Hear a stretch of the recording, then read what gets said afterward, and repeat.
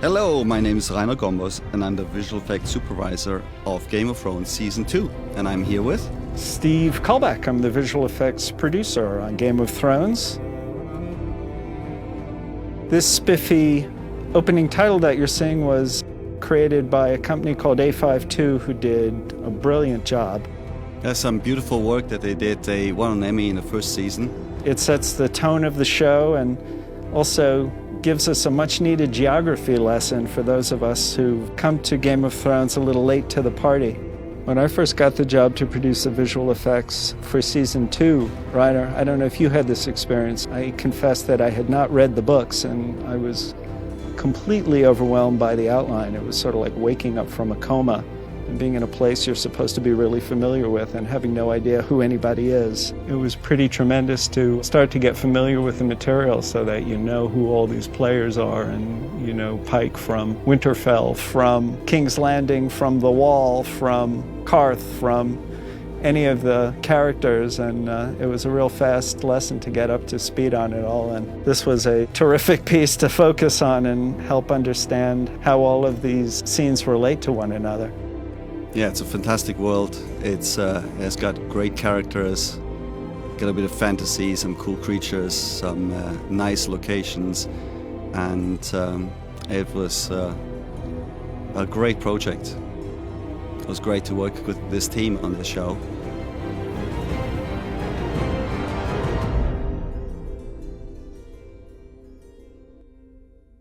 So we're starting with a visual effects shot here, actually, bringing us from episode 9, where Tyrion got knocked down.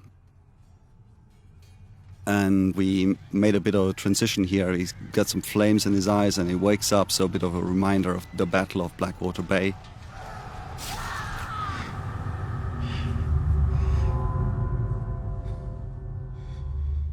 Pretty outstanding makeup effect. It brings you back to the battlefield just outside the Mudgate where Tyrion gets slashed. And the makeup team did this fantastic job of putting a prosthetic bladder over the top of Peter's face so that they really built a layer of his face on top of his face that you could not tell looking at him that had been done.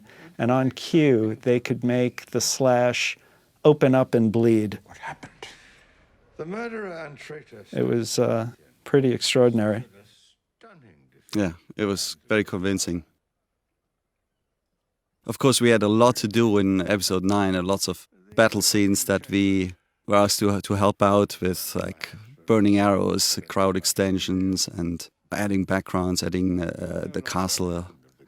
And now we see what's happening after the battle.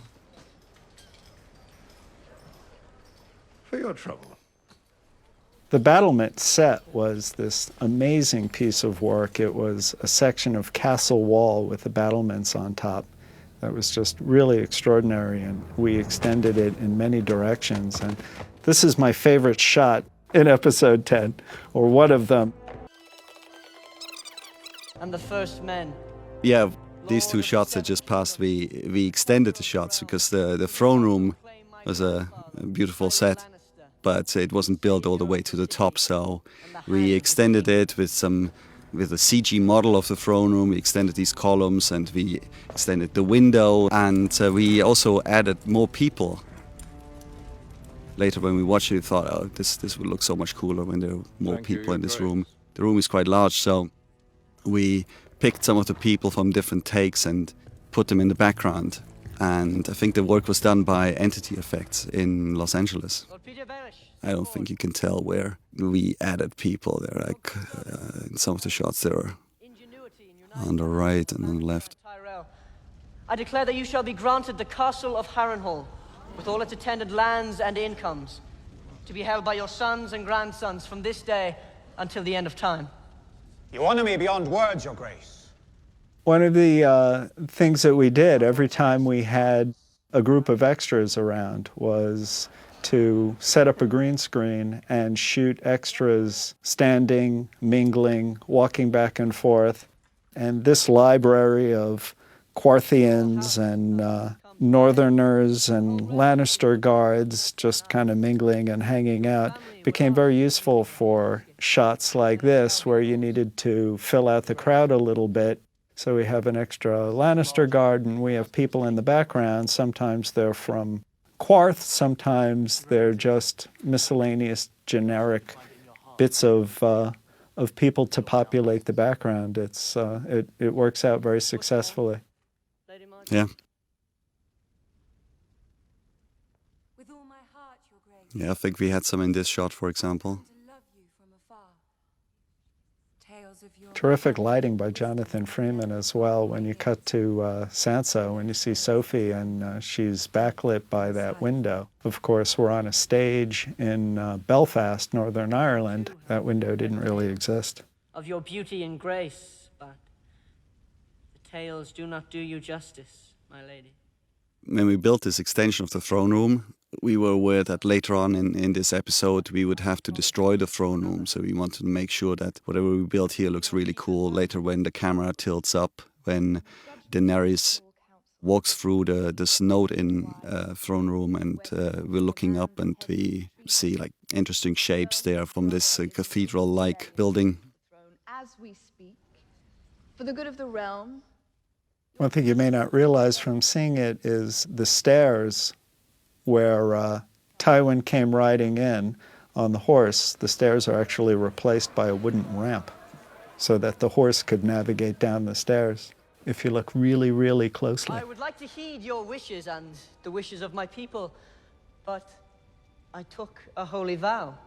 Your Grace. We put up a carpet because the horse had to walk on something soft. Your father, blessed be his memory, made this pact before the Starks revealed their falseness. I have consulted with the High Septon. You'll see as we cut wide at the end of the scene, it's another set extension shot where the window behind the throne is actually much taller than it really is on the set itself, and that's part of a little bit of a map painting piece that was put in. I'm free to heed my heart. For shots like this where we extend the existing set, we created concept art. Our concept artist here was Tobias Manewitz, and he did some beautiful pieces. So in general, we design what we're going to extend, and then we can share that with other departments and make sure that production design likes it, everyone likes it, and then we create 3D models and we create matte paintings and put it all together and add realism then in the end. So hopefully no one will ever see that we extended something there. My sincerest condolences. They're right, I'm not good enough for him. A great bit of acting by Sophie here, who breaks out from her sad, gloomy face to laughing and happiness, only to turn around when Littlefinger catches up with her.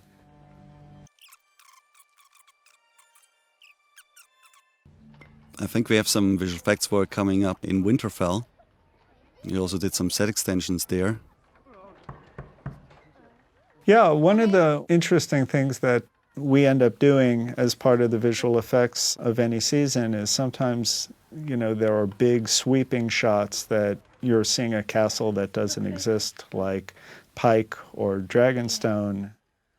Other times there is a set that exists, but it's built up to a point where we'll see it just much wider than the set is really built for. We're shooting off the set, essentially. And that's for production concerns, because there really would be no reason to build something as tall as the courtyard in Winterfell. But when we come into it, we have the chance to give the producers a bit more of a free rein when shooting it. So they'll shoot off the set, and then we'll just continue the walls up. If we had? Meet a lot of men. And I think you remember all of them. I think your true talents are wasted on them. Nothing in the bordello. This is a set piece. We did have an effect earlier in the season where we were pulling back through a peephole while Littlefinger was keeping an eye on certain activities that were going on in the bordello. Why? Nothing dangerous down there. I know who you are. And, unlike your current employer, I protect those who work for me. Rainer, tell us about how projection works, how a map painting can be projected, why you would do that as opposed to some other ways of showing off a map painting. Yeah, sometimes when you want to extend a set and you don't want to restrict the camera too much, the camera is moving on the track, it's moving sideways, then things move in the background against each other. It's like the effect's called parallax, and you have things that are closer to camera moving faster than things that are further away. And in that case, when you have to extend all that and create it artificially, then you project on some geometry depending on how far the camera would move. You need to be more and more detailed in the background, actually creating all these real 3D objects that are then textured. So it's essentially you're painting a background, but then things that are in this painted background closer to camera, they would be projected on elements that are closer to CG camera that is moving just like the live action camera was moving. So the illusion still works in the shot. Otherwise, of course, if the camera would move backwards and you move across a flat plane, you would realize, oh, this is just a painted flat background. We're coming up with some gore effects, but I think there's a little bit more of a dialogue here going on. Tavern goes, I'd say. We did some gore effects throughout the whole season. Usually when special effects liquids didn't quite end up in the right position, then we helped out with some CG effects. Must make you proud to serve the Starks. Sometimes we added cuts and we added some cloth coming off when, I think in this case, when Brienne, when she's like cutting the 3 Stark soldiers, we added some cuts to their bodies and some blood coming out just at the right time. It's pretty gruesome. Yeah. It's fun, but pretty gruesome.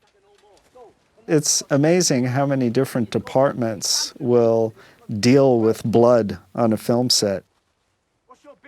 When it's added afterwards, like when she slashes one of the Stark guards and you see the blood spray coming off her sword, that's us, that's visual effects. But if you see her stab someone in the chest and there's a blood bladder beneath a costume, that would be special effects. If there's just blood on the costume, the blood would be handled by the costume department. If there's blood on a sword, the blood would be handled by the armorer, who handles all of the weapons. It's a lot of different kinds of blood.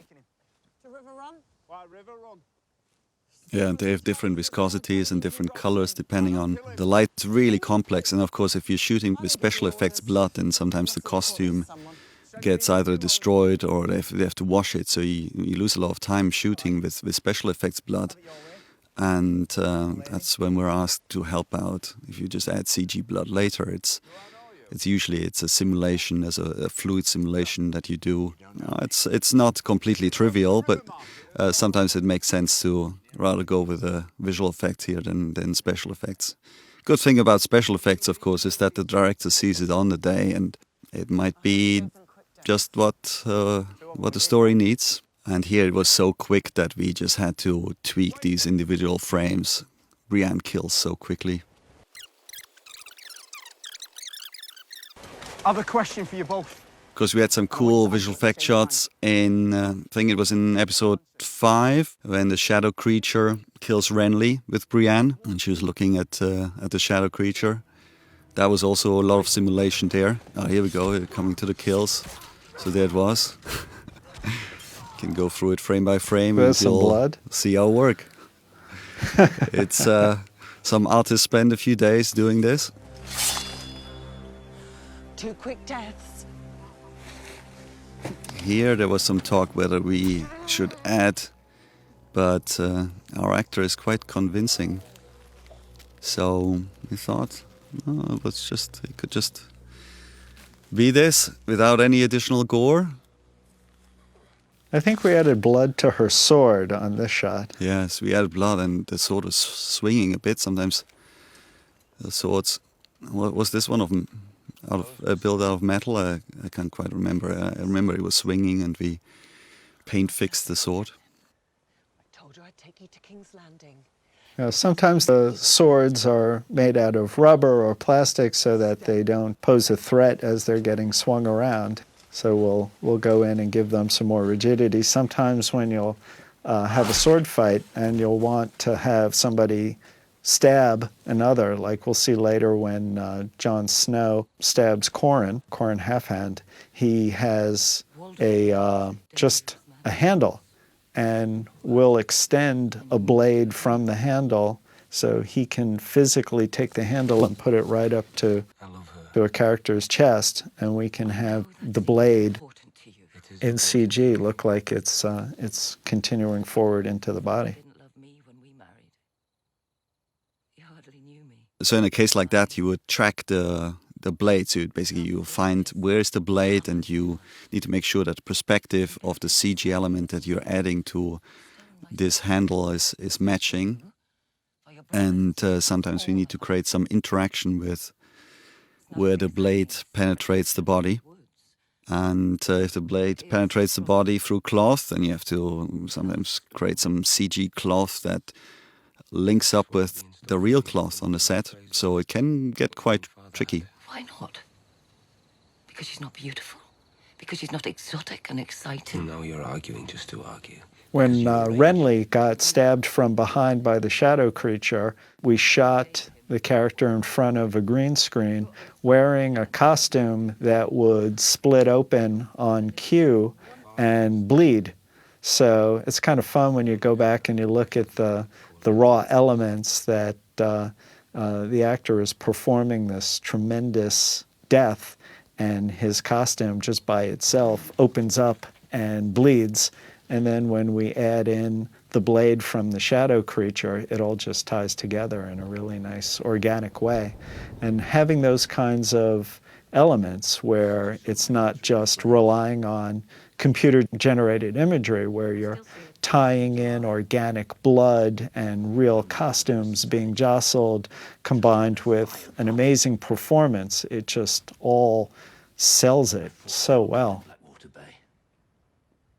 It's like Lami's death. I'm trying to remember what episode. I think it was episode 3. Yeah, I think it was episode 3. The boy who is stabbed in the neck with a sword. It was a retractable sword, and the performance is just so extraordinary. And then he bites down on a blood capsule, which is a makeup. That's their contribution to blood on set, and it just all ties together just so well.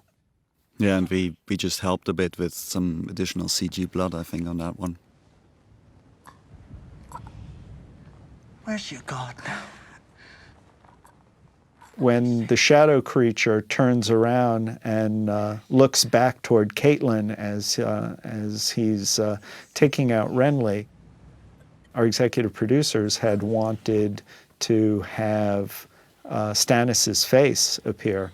So we did a 3D cyber scan of the actor, Stephen Delane, and so we were able to integrate his real face, or the look of his face, into the particle animation of the shadow creature.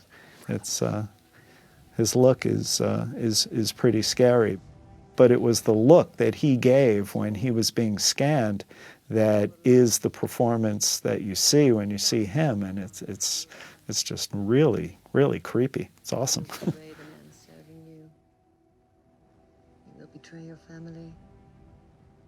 You will betray everything. There were a lot of different techniques that we used on the shadow creature. A lot of CG fluids and particle effects that came together, and then still there was a lot of compositing that had to be done. You know, we used this animated face that had to seamlessly morph into fluids, and this creature had to constantly create itself and dissolve.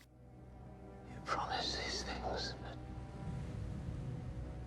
you don't know. Pixomundo in Stuttgart did a lot of the work on this show, the majority of it actually, and their work on the shadow creature was just extraordinary, really fantastic.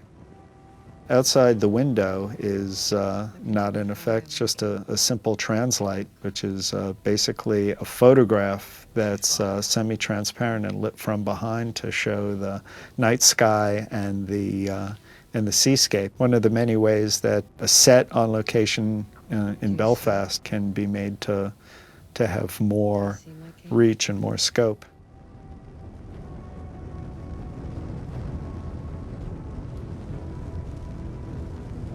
That's a real fire reflected in his eye.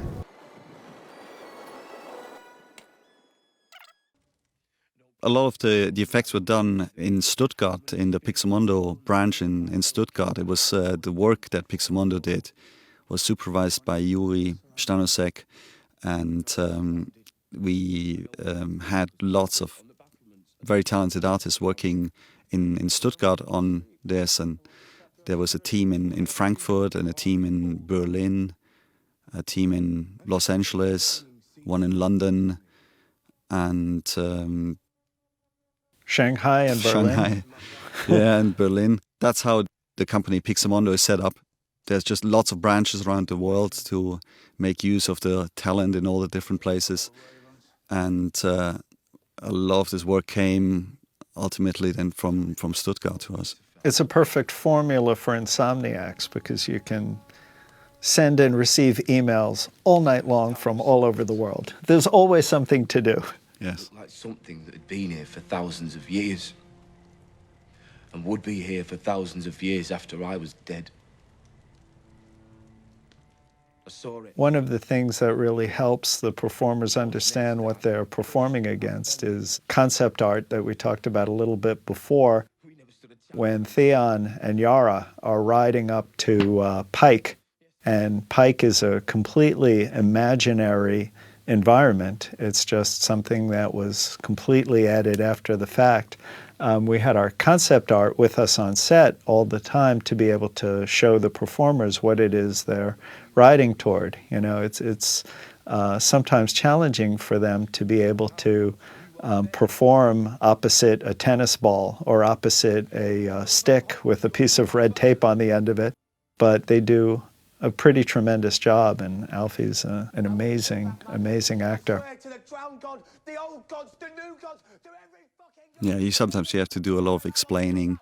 They have to imagine, they have to envision what situation they're in, they have to act with a shadow creature.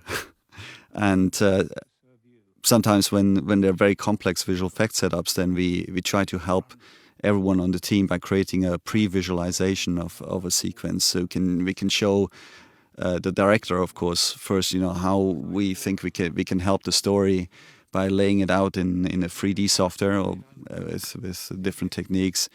And then on the set, we can show the scenes to the actors, and they say, okay, this is me standing in front of this wall, and I'm looking at this invisible creature, or I'm standing inside this environment, or I'm on top of this wall and I'm looking this far down, it's this deep, even though I'm just looking at a green screen. Once a man has taken the black, before the sea battle was a sea battle, it started out as, of course, a script, which was then storyboarded. And we took those storyboards and created previs, sort of like a video game animation of the scenes to bring them to life. And it was really very instructional for everyone to be able to see how the scene would play out. It's also a very efficient way to work because it gives all of the team members a way to understand what their role will be. You can see what the camera needs to be doing. You can see what parts of the set we're going to be using and need to be dressed. It's something that we then take those files, those, video game resolution representations of what the scene will be, and we can take those into final production, and we just keep replacing the ship with a better ship, and the background with a better background, and the placeholder for an explosion with a more fully realized simulation of what the explosion will look like. And it's nice to see how that progression happens. Not yet. You may be right. gone too far to pretend to be anything else. Coming up in the next scene, Theon is standing in the courtyard at Winterfell. As we talked about a little bit earlier, it's a set that's just beautifully executed, but you'll see when it tilts up a little bit and you see above the wall, you'll see a little bit of the Winterfell skyline, so to speak, and that tower really gets cut off at that second line, and so we extended that and added Winterfell skyline over the tops of the roof. We die today, brothers. Yeah, a lot of that had to be done also on season 1. I think there were a lot of extensions in season 1. Season 2, we had to build the set somewhere else. It was almost identical to season 2. There were just very small changes. I don't know if people are going to spot them. And we tried to help out with our matte paintings to make it more like the season 1 castle section there. And how long we stood. Agar and Gelmar, Wex and Urzen. There's a lot of things that we do that, if we do our jobs right, are pretty invisible. Obviously, there's a bit of Winterfell skyline there. The sort of thing that, like the score, like the makeup, like the set dressing, if it's woven in correctly and elegantly, then you don't even know it's there. Above the shores of Pine. What is dead may never die. In the next shot, before he gets whacked over the head, we painted out the spear so that you wouldn't see it coming. Oh, he'd never shut up. I think we added blood to the end of the spear there, but it was such an effective bit of acting that it really didn't need any kind of other enhancement. I think it's good. Throughout many of these sequences, we used visual effects very subtly. It's about the characters, Dan and David. They didn't want to distract from the story. We're trying to help the story. Of course, we had to create some CG characters. There were no other techniques that would work well for certain pieces, but in general, it was subtle, and we tried to make everything realistic and visible. One of the best things that visual effects can bring to the story is just to add scope, to make the vista wider, to zoom out a little bit and see when we're walking around King's Landing, to be able to see on the battlements that the Red Keep is there, or other aspects of King's Landing, like the fight that opens the first episode of the second season. There's the name day celebration where Joffrey is watching the fight, and Alan Taylor did a really great job of moving the camera around the fighters in a 360, and you get to look up and you get to see the skyline of King's Landing in a way that you never have before. And we paid a lot of attention to the structures and the buildings that we could add in the background to make it feel like a bigger city, to give it the elegance and strength to support the scene. Come along now, Podrick. It was a great location in Dubrovnik. It was a great-looking fort, great castellations. It was a cannon fort, though. We had to make it into something that looked more medieval.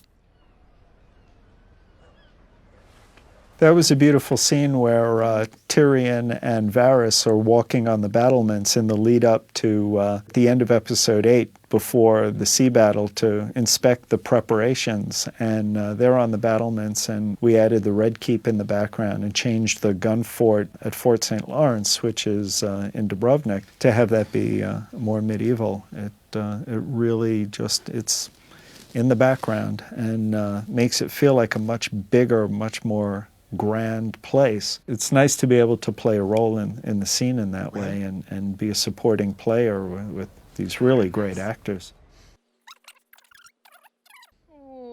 Remember, when we received the plates, of course, it was difficult to shoot there because it's a city that usually in summer there are lots and lots of tourists in the city, and they're all around on the battlements. And we actually used some of the tourists in our backgrounds. We left them in just to have these battlements populated more. They're out of focus, far in the background, and then we just added the King's Landing typical features to to this gun fort.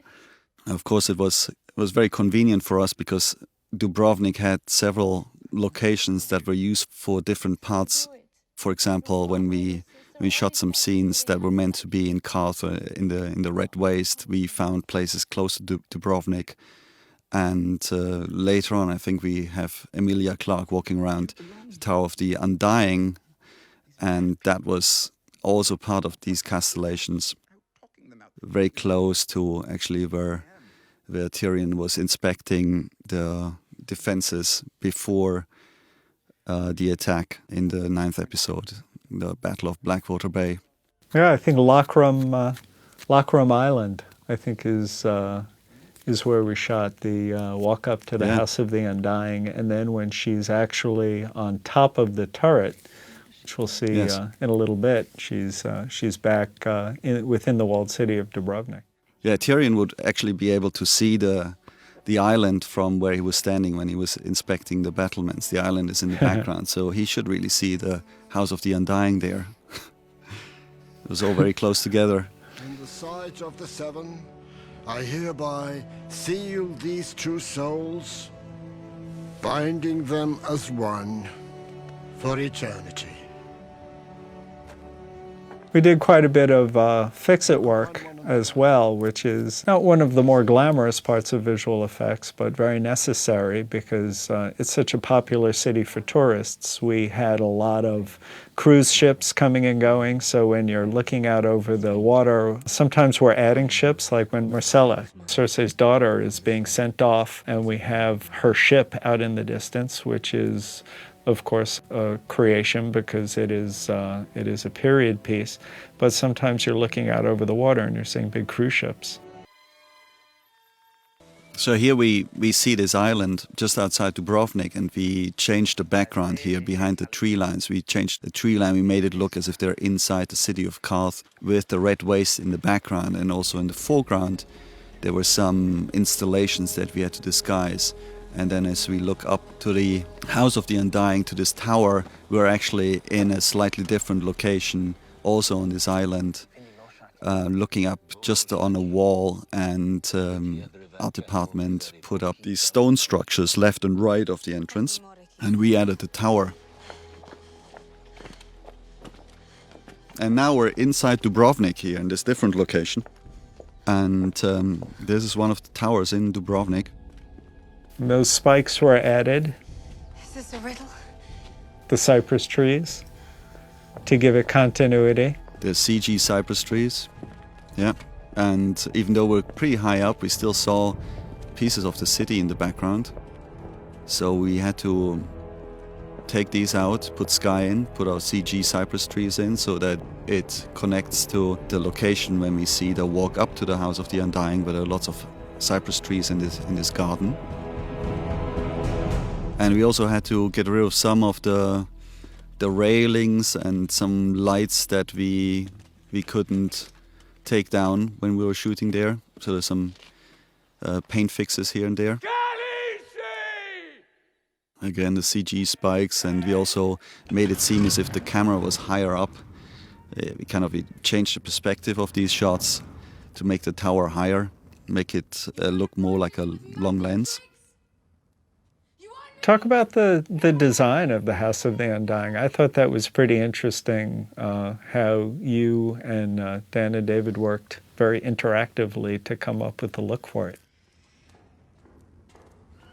Yes, we keep it simple, and Tobias started out with some sketches, and we circulated them. A simple tower, no windows. We tried like a small window. Dan and David thought, maybe we'd just take the windows out. It was meant to be a tower where later it was completely impossible to have these large rooms inside. Outside it looks different than inside. It's part of the warlock's magic that was going on there. Danny is walking through these rooms, and it doesn't quite make sense. It's all magical. Dan, I think Dan and David had the idea that it should have sort of a punk collar feel, which was the inspiration for the spikes. First we thought the tower should end at the top, and then they said, oh no, it should be continuous. We don't even want to see the top. that came late in the process. Show me how. I want to be able to do it too. If you would learn, you must come with me. Where? Far and away across the narrow sea to Bravos. My dancing master was from Bravos. Talk about how you did the Jack and head change. I thought that was pretty amazing. Yes, for this shot, it was great that Alan Taylor, the director, he gave us a little bit of time to prepare for it. Otherwise, we would have had real trouble to pull this off. We have a transition coming up between two actors here, Tom and Patrick. So here we see Tom, who, by the way, is from Berlin. I'm German, so we were able to talk a bit of German on the set here. Nice plug. Yeah, so Patrick and Tom, they rehearsed this scene. Basically, we had to have them move in exactly the same way so we can make a seamless transition. The shot that is coming up, Jack looks at Arya, he looks away, and then as he looks back at her, he has his face changed. We didn't want to make this seem like a morph, and we wanted to make it really, really invisible. So Tom and Patrick just had to move completely in sync. So we had to practice in a tent, and we were giving them a beat to practice it with so that the timing was right. And they had like a dance routine in the end, and we were clapping to it, and I recorded it. It looked quite funny. So in the end, we had them really time it right. So what we did is basically we shot Tom here with the real background, and then we kind of took him out and we brought Patrick in and we put a green screen in, and then Patrick is doing the same head turn, did it a few times, and later we put those together. So basically we had to cut off Tom's head and cut out or key out, you would say, Patrick's head and put it on top of Tom's body. At the same time we had to morph and warp things around so they would line up even better. Well, hopefully it's mostly invisible what we did. It was just great that we were able to practice and prepare for this, because if they would have moved too differently, then it would have been a lot less seamless.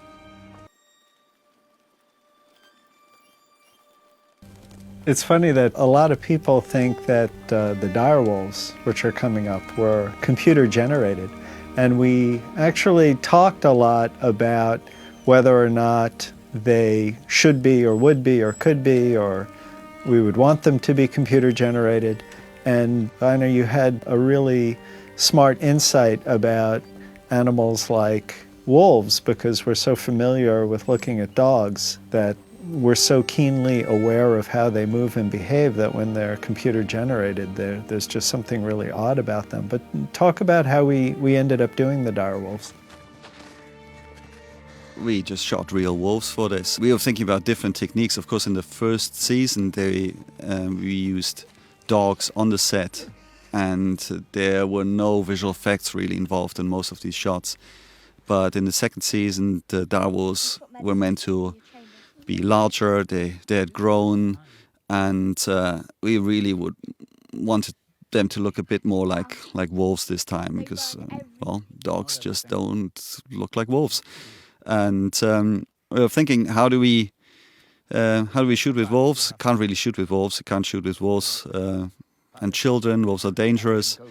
So we shot all the backgrounds with the actors, and we just left space for later the wolves to be inserted. So they were never on the set. They were not even in Ireland where this was shot.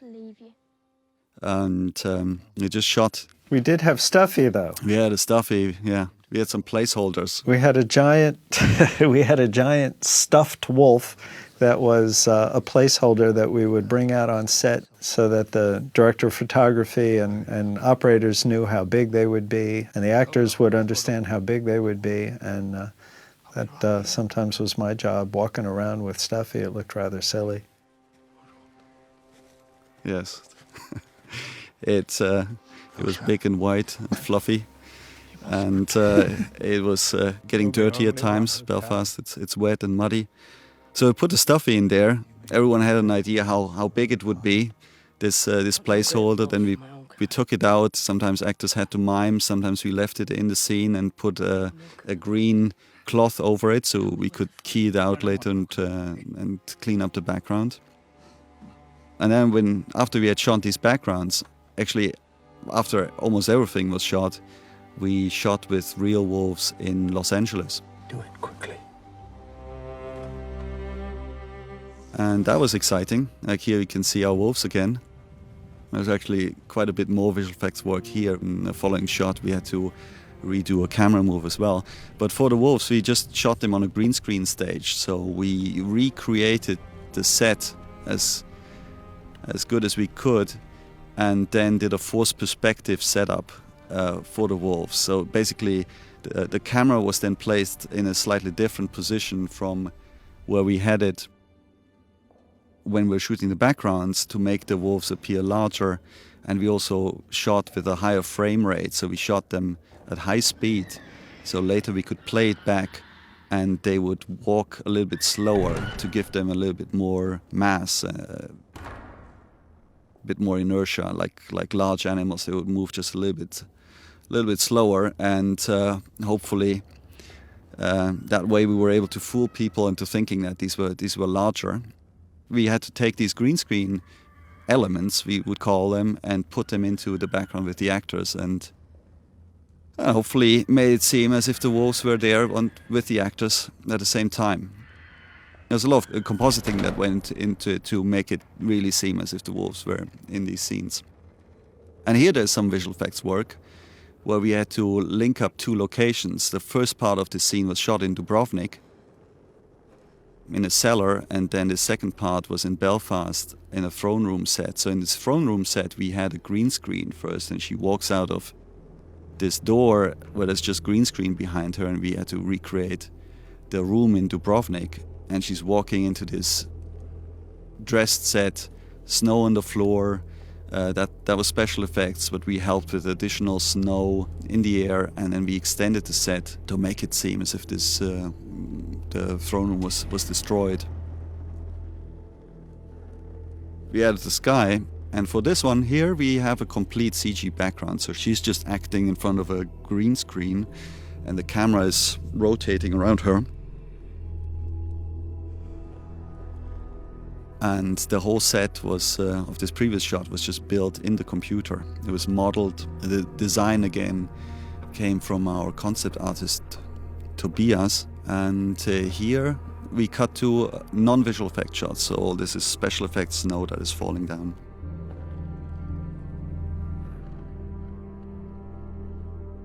Now that shot where we're under Emilia and the camera is dollying around her and she's in front of her green screen, and didn't you have an inspiration from a cathedral shot you did? Oh, you end up doing similar things throughout your career. What kind of? I've done some crashing cars before and some planes, and I've worked on cathedrals before. Yeah.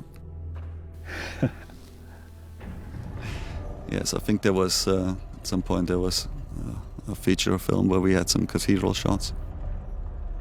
And here we reused some of the great work that was done in season 1, because we had the ice wall in season 1.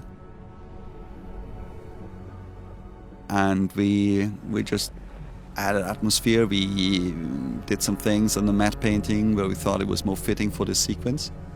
We have some full CG shots coming up when she walks towards the tent where she finds her husband. And this tent was just shot on a really small stage. It was quite a tricky shot. It's all green screen, and the set was small, and we had to extend the tent, but the tent was blowing in the wind. I think Pixar Mundo did a nice job in fixing a lot of small things here. That's Ren, our stills photographer. That's her daughter. She's actually a girl. And she was rather fond of Emilia's hair. She was grabbing for her hair and holding onto her hair. And in a number of shots, she's holding her hair, but we painted the hair out, so it just looks like she's holding her hand out.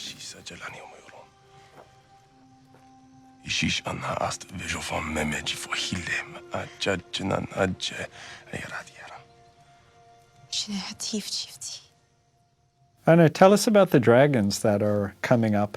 Well, there were dragons in season 1, and in season 2, we wanted, of course, to make it seem like they're the same dragons, but at the same time, we wanted to make them just a little bit more badass, a little bit more grown up. So we just changed them a little bit here and there. For example, we changed the scales a bit, we made them more defined, we gave them a bit more muscles. We changed the facial features of the dragons a little bit. Again, the design was done by Tobias. It was also done by this great artist at the Pixelmondo Burbank office, Dan Catcher. He then modeled these dragons for us, so he built them in 3D software. And when you have a CG character, you need to give them a skeleton and a muscle system, so when the animator would move these characters like they would move a puppet, that the skin and the muscles behave realistically. Now dragons, of course, they also have these wings and the skin between the fingers. That would be a simulation, a cloth simulation. And the mountains blow in the wind like leaves. So there's a lot of different techniques that go into dragons. There's elaborate shading on them. The whole dragon work was handled by the Pixelmondo office in Frankfurt. The visual effects supervisor there, Sven Martin, was working on it, and our lead animator was Chris Stenner, who had done some dragon work before.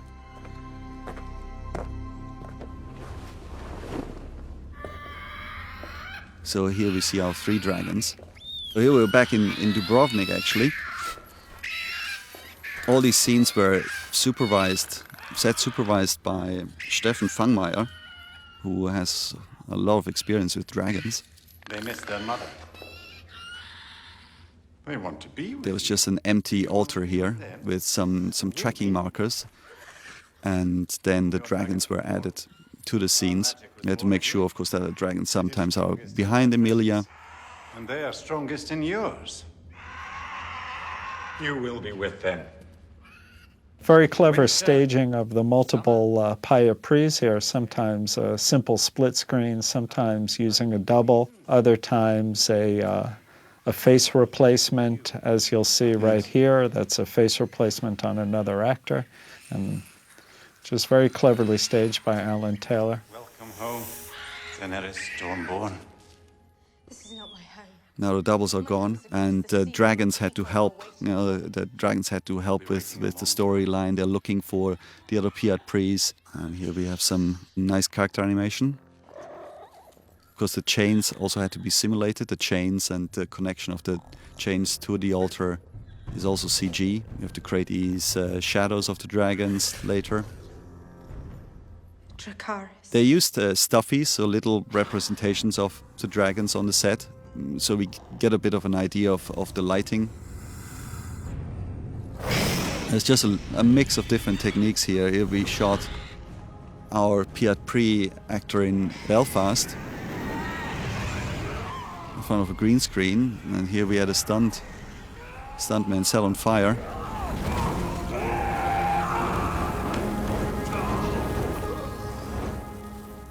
The first bit of fire on Paya-Pri when he's putting out the fire on his arm was actually the actor Ian was willing to have the stunt team gel up his arm and light his arm on fire. So that was really him.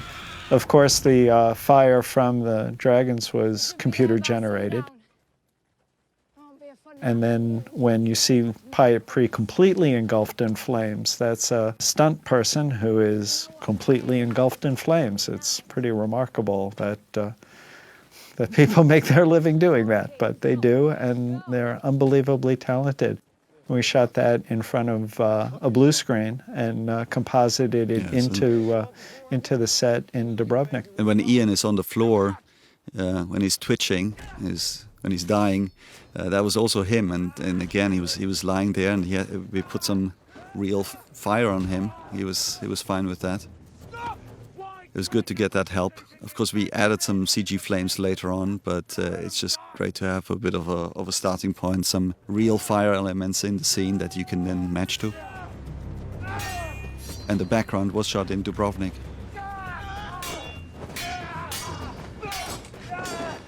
So much of Iceland is unbelievable scenery, but we did do some adding mountains in the background to enhance it. It was shot by the seaside, so we painted out the sea and extended the mountain terrain. And then when Jon Snow finally gives it to Corrin here, he has that, just the handle of his sword, and the sword itself is computer generated.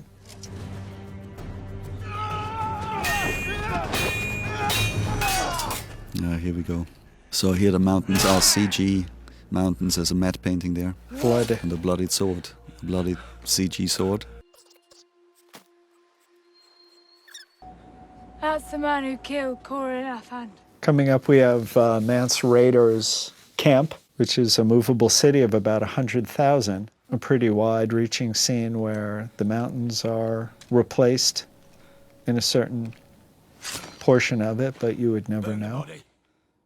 For Mance Rayder's camp, we actually started doing a little bit of concept artwork for season 2, even though we see a lot more of it. Well, we might see a lot more of it at some point. It's maybe, yeah. So maybe we shouldn't talk too much about what's going on in the camp. It's going to be super exciting, of course. I don't know what you're talking about. If you watch carefully, you see the mountain on the left is the same mountain we saw earlier on the right, so we flopped this scene. This location was just really suitable, so we used it twice. We changed most of the background, but also used some of the mountains. Here behind his head, there was just the sea. We put in some mountains.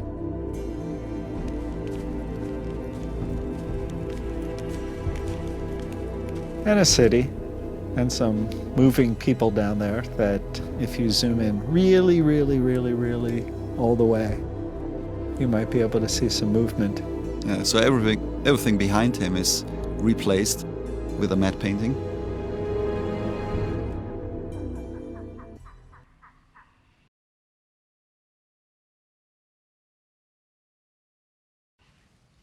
And here we have a bit more dragon coming up. 3 dragons. It's quite difficult to animate these dragons. So you have to put them on the actress and they have to balance themselves on her shoulder and on her arms. Khaleesi, please. You said you'd never leave Karth alive. Come. It's those little subtle movements when she's moving quickly and the dragon is trying to catch its balance that it's the sort of thing you wouldn't think about, but just lends so much to the realism. And of course, tracking, having them really tied to her and having the eye line right when she's looking at them. So the first step of that performance is actually she does it with the stuffies, where we have 3 dragon, actual life-size maquettes of the dragons, one on her shoulder and one in each hand, and she does the performance holding them, physically holding them. Now, they're not as weighty as perhaps the real dragons would be, but it gives her a sense of what the space is and what her eye line should be when she's looking at them. Later, when you animate them, you have to recreate her in the 3D space as well as the dragons, so that the dragons actually sit in the right position. So you have to find where her arms would be, where her shoulders are in the 3D space that you later create. And find her head, find her eyes, so that the CG dragons look in the right direction. Real enough to buy a ship? I like a little bit that you guys came up with at the very end, where Daenerys is walking out with the dragon and somebody passes him. He gives a little ha! A little last dragon laugh. So here we see the dragons. And this is a completely artificial shot, even though Iceland was beautiful and had some great landscape. We didn't find something that was quite fitting here, so a lot of pictures were taken, and then a matte painting here was created, and the shot of our actors was integrated into the matte painting. This was shot on a day when the weather was just so terrible that we couldn't drive away from the hotel, so we shot this just around the corner. There was so much snow. We were snowed in, and there was actually a street to the right that we replaced with these additional mountains. There are just pictures of other Icelandic mountains there. And I was this stone wall just outside the hotel with these long icicles. The thing about Gillen that you find so interesting is that she said 6 words to you. It's an interesting scene because it's made up of a lot of different cinematic tricks. There's the Iceland footage that was shot, this being part of that. Then a number of shots were picked up on a green screen stage in London where we painted the floor white and restaged some of this scene on the green screen stage. Different locations, different challenges, and they were shot in different light situations. Here you can see it's completely overcast. Then we have some CG snow coming in. And then this was actually shot on a sunny day, on the next day or a few days later. This was shot on a green screen stage. It's a matte painting. This was a sunny day where we had to paint out and the sun. sun. And that's shot on the stage, yeah. And this was a very snowy other day in Iceland, so it's all cut together. Then we have some full CG shots here again, where we see a little bit, a hint of a White Walker, cut to green screen shots again, shot on the stage, some of the green screen shots. This is a shot on the stage, this is a prop mountain with some fake snow on the ground.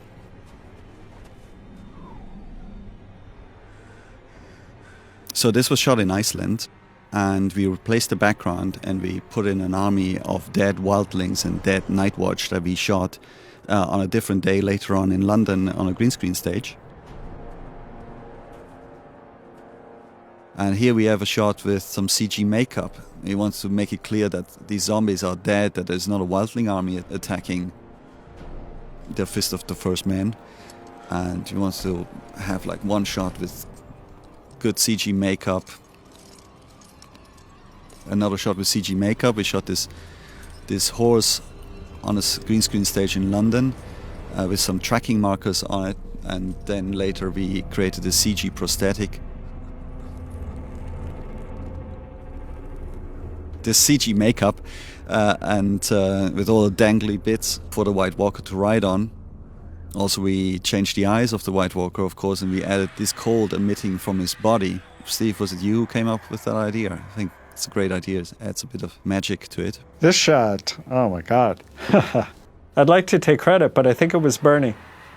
This was a very, very difficult shot, yeah. So it's basically 4 shots combined. Usually what you would do is you shoot this with motion control. You can see the camera's tracking back, much longer than our stage was. And of course we only had a few extras, we only had 50 extras. So amazing work here by this Pixamondo team in Stuttgart. Matte painting background, lots of CG elements. So we end up with a real complex visual effect shot there. 50 people. It was amazing that you put that together with 50 people and a camera tracking backwards and an incredible matte painting. It was just beautifully done. It's the visual effects team all around the world at Pixamondo, at Entity, Baked Effects, who did a lot of our paint work, did a really extraordinary job. And a special dedication goes out to our beloved DP who worked on this sequence in London with us, Martin Kenzie, who passed just a few weeks back. He was an incredibly special and talented fellow who will be sorely missed. Yes, it was great working with Martin. Overall, we worked on 875 visual effects shots. 875 visual effects shots in season 2. Yeah, so a large number of complex shots. There were also a lot of paint outs, lots of different techniques, digital environments, digital characters, and 260 people or so were involved at Pixamondo alone. So it's a large team that was helping us to create all this work. So this was Rainer Gombos, visual effects supervisor. And Steve Kullback, visual effects producer, and thanks so much for watching.